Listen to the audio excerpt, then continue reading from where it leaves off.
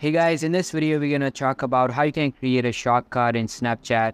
But before we begin, make sure to hit that subscribe button down below. It really helps me out. Alright guys, so first of all, open up your Snapchat application on your mobile device and make sure your app is up to date. And after that, you'll be on the camera section of your Snapchat. Just click a snap and then tap on the send button on the bottom of the screen. Now you can see there's a search bar at the top. Just note that there is a tree of icons where something like shortcuts will be present.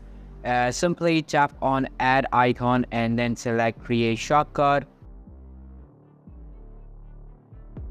Now just add the participants for the created shortcut. Add the pupil and select any type of preferred icon and then just save it. Now if you tap on that specific shortcut, all of those accounts will be displayed that you have added in the shortcut. And it's a great feature. You can use separate different accounts and then send the snaps as you like. So this is basically how you can create a shortcut in Snapchat. So that's all for today's video. Hope you liked the video. I'll be meeting you in the next one. See you soon. Bye.